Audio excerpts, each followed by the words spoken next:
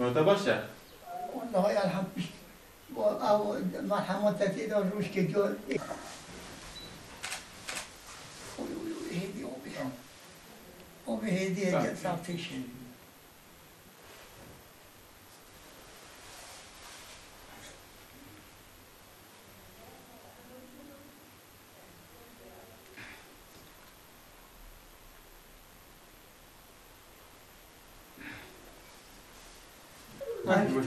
Karabakane.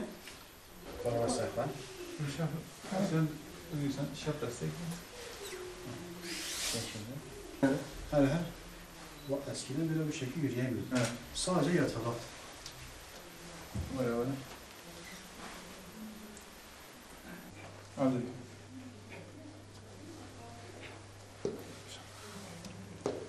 Sonra olabilir misin?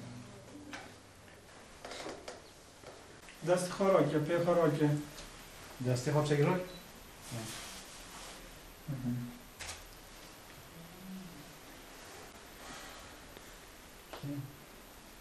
Kerem Kerun ne? Hocam benim babam oluyor. Harune. Hava Harune.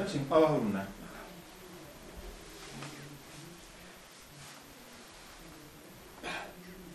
Hayır abi, bir çeşitli rava. Rava sen. Rava. Bir sabunla. Bir sabunla. Disa Rune. Rune. Rune kaybolacak. Carak ciraba. İsa Yaşar benim babam oluyor. Kendisi ağır bir şekilde fizik hastasıydı. Doktorlara özele de götürdüğümüz halde pandemiden dolayı herhangi bir tedavi olsa bile %10'luk bir avantaj verir dediler. Biz umudumuzu tam kesmiştik. Ondan sonra bayağı sıkıntı yaşadık. Yani kaldırarak lavabo ihtiyaçlarını gideriyorduk. En son Büyükşehir Belediyesi'ne başvurdum. Büyükşehir Belediyesi çoğu hastalarımızın avantajlı bir şekilde iyileştiğini söyledi. Ben %10 gibi bana %10 gibi bir enerji verdi. Ama ben başvuru yaptıktan sonra gerçekten babam şu an kendisi lavaboya gidebiliyor. Bütün ihtiyaçlarını karşılayabiliyor. Bütün Büyükşehir Belediyesi sağlık çalışanlarına saygılarımı sunuyorum.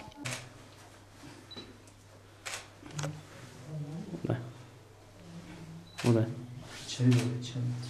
Babam zaten kaldırdığımızda çögeni en son veriyorduk, zorla kaldırıyorduk. 2 hafta önce bahçeye çıktığımda yani ceviz ağacına çıkıp cevizleri ben indireceğim gibi bir pozitif enerjiye sahipti. Yani şu anda biz o şekil iyileşeceğine hiç inanmıyorduk. Kendisi kalkıyor, kendisi dolaşıyor. Evimizin etrafında bir sabahleyin kalktığı zaman 5-6 tur atabiliyor kendisi. Hiç yani elle bir destek vermediğimiz halde. Oturun. Oturalım.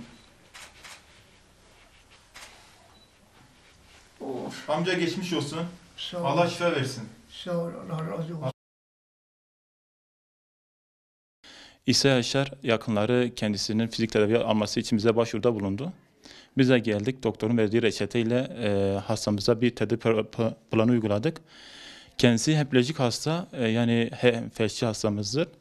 Geldiğimizde işte sol tarafındaki kas tonusu, eklem hareket açıklığı epey gitmişti. Yani günlük yaşam aktivitesini düzgün bir şekilde yapamıyordu. Ekip arkadaşlarımızla birlikte oturduk, bir program çizdik. Tabii doktorun verdiği reçete dahilinde. Yavaş yavaş zaman yayarak, aileyi bilinçlendirerek tedavimize başladık.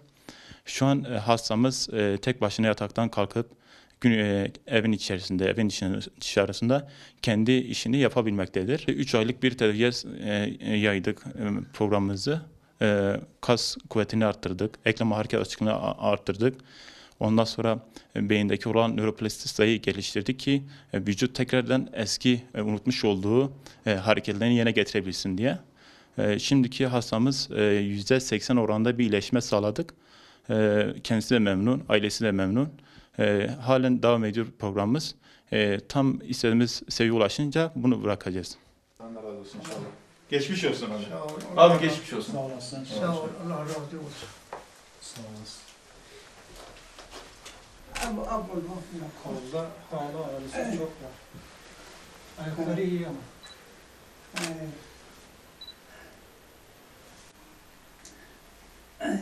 Abla istiyorsun. Getir Hadi göbeğini. sen.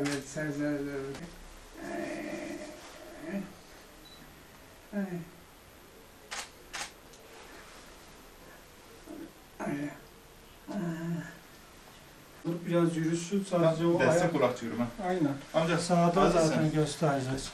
Hadi yallah.